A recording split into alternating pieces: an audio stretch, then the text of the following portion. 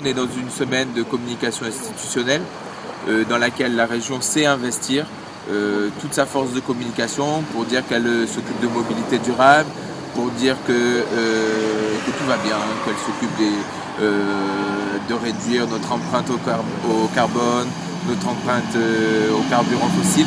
En fait, tout ça, c'est du pipeau, on le voit bien. On ne peut pas lutter contre la dépendance de la Réunion, on ne peut pas lutter contre le réchauffement climatique et faire une nouvelle route comme celle qui est en train de se construire. Cette nouvelle route, en plus, elle s'accompagne de vraies destructions, elle nous enferme dans le tout automobile.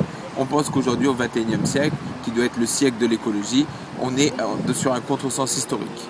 On n'y croit pas du tout parce qu'aujourd'hui, on est sur un budget qui est très très contraint déjà. On voit bien que la région va vers des difficultés financières et puis va vers des problèmes techniques qu'aujourd'hui elle a minimisés et elle n'aura pas les moyens de ce qu'elle annonce derrière. C'est de l'annonce pour dire on va faire du transport en commun, on va faire du vélo et tout ça on sait très bien que ça ne va pas se réaliser parce qu'il n'y aura pas les budgets pour ça.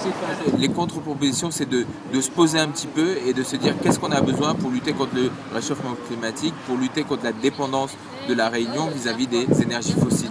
Il faut aujourd'hui qu'on puisse basculer d'une société de tout automobile où 90% des déplacements se font en voiture avec une personne dans la voiture à une société où on covoiture beaucoup plus, où on a la possibilité de se déplacer en transport en commun efficacement, parce que c'est ça le problème aujourd'hui à La Réunion. Les seules personnes qui prennent les transports en commun, c'est ceux qui ne peuvent pas faire autrement, parce qu'aujourd'hui, le maillage n'est pas efficace.